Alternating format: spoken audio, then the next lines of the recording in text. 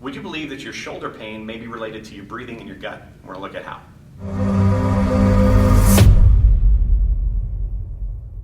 If you watched my blog last week, I talked about kind of modern pain science and discussing the idea that different inputs, many different inputs into the central nervous system, if your brain thinks they are a problem, can eventually create pain. Now I'm going to talk about one of my favorite ones when it comes to the shoulders today.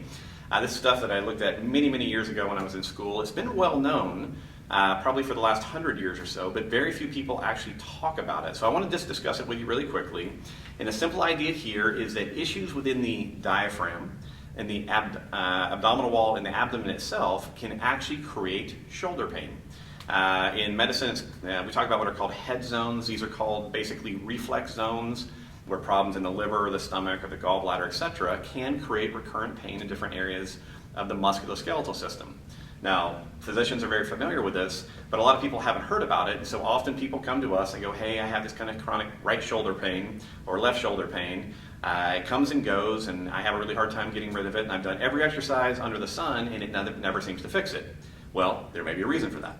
So let me explain to you really quickly how to, first of all, decide if what we're about to go through may help you, all right? Whenever we see pain, particularly in the shoulders and neck region, so traps in shoulder that are primarily, have a history pattern that sounds like this. They say, you know, I have this kind of recurrent shoulder pain, and if you ask them about it, they'll say, well, it's kind of deep, it's achy, and if you ask them, where do you feel it the most, they'll do this. They'll go, well, it's kind of in this area right here, all right? So whenever we talk about deep, diffuse, achy pain, very often that is synonymous with referred pain from somewhere else. You want to compare that to if you've ever had a bad fall or a sprain. You know that when someone asks you to move your shoulder, if you've ever really hurt it in a fall, you can go, it hurts right here. So the difference that you want to first ask yourself is when you have your shoulder issues, would you describe it as kind of here, or would you put your finger on it? If you say it's here, then the exercises we're about to do, particularly focused on the abdomen, may be really beneficial for you, all right? So the concept here, like I said, is that irritation, and I'm not saying there's a disease process, I'm just saying that irritation in the diaphragm, liver, gallbladder area, stomach, on the opposite side, can cause chronically referred pain into the shoulder. So for the right shoulder, we're usually interested in the right side of the diaphragm, the liver, and the gallbladder. Now, people that have had issues here, they will complain of diffuse right shoulder pain. They'll often also complain of pain right beside the inside border of the shoulder blade. It feels like a rib constantly goes out. They'll say things like that all the time. So if you have, again, this kind of presentation I'm talking about, one way to work on testing this is to see whether good diaphragmatic breathing on that side actually changes the pain pattern. All right, so we're just going to use the right side as an example. This is very easy. If you have right shoulder pain, we're going to work on right side breathing. If you have left shoulder pain, we're going to work on left side breathing. No more complicated than that. So, simple thing that we're going to do first is we're going to test your shoulder. So go ahead and test different ranges of motion that are potentially problematic for you. If you have problems with internal rotation, external rotation, abduction, flexion, extension, doesn't matter. I just want you to see how your shoulder feels. Notice how tight it is. Notice how far you can move it in different ranges, and also what level of pain you're experiencing. Let's say, for me, let's say I'm imaginary have this problem, and I have pain here. It's a level 4, and in this motion, this is as far as I can move. All right, so that would be my test. What we're going to do next is we're going to go do a little breathing exercise. As soon as we've completed the breathing exercise, we're going to come back and retest the shoulder. Very simple idea to see if the breathing exercise actually impacts on your shoulder motion. So the breathing exercise that we're going to do is called stair-step breathing. Right? Super simple idea. And what I'm going to do, again, because we're imagining that I have right shoulder issues, so we're going to focus on breathing on the right side of my abdomen.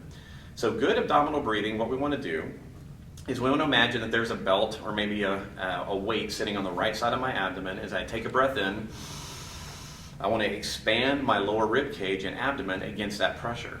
Now, what we like to do is bias the body in order to really target that area. So I'm going to come over here, and you can do this with a door frame or anything else. I'm going to come over here, and as long as it is comfortable, I'm going to reach up over my head with my right arm. I'm going to left side bend my body, all right? So I'm going to bend my trunk to the left, rest my arm on something, my right arm up high, And now I'm going to start bending my knees.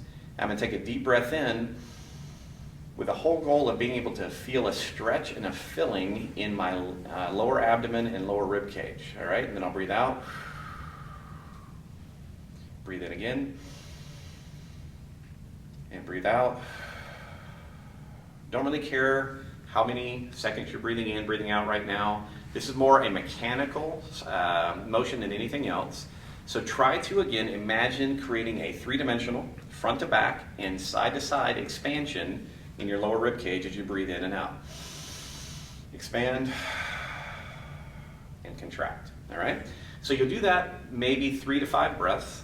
Relax, stand back up, and then all that you have to do is retest your shoulder again. So again, in my imaginary example, I was a 4 out of 10 pain here. Maybe now I'm a 1 out of 10 and I can go further.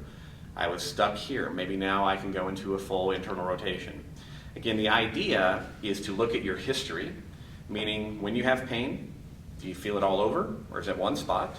And then 2, test an input focused on areas that we know reflexively cause problems in the right shoulder to see if some good basic breathing exercises change your pain, change your range of motion. Very, very simple concept. Now, remember this, right shoulder, breathe on the right side, left shoulder, breathe on the left side. That's all that you need to focus on. This is a very, very powerful intervention for a lot of people. Breathing by itself takes care of a lot of issues in the neck and shoulder when done well. So spend a little bit of time with this. If it works well for you, aim for somewhere between 3 and 5 sessions a day, 3 to 5 breaths, nice and easy, or anytime you start to feel that pain creeping in. Give this a shot. If you have any questions about it, let us know. Otherwise, good luck. Thanks.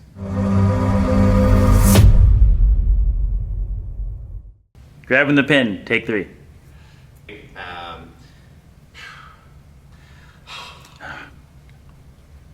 Conscious visual resolution, how clearly you can see things that are close, things that are far away. And finally, start over. Yeah.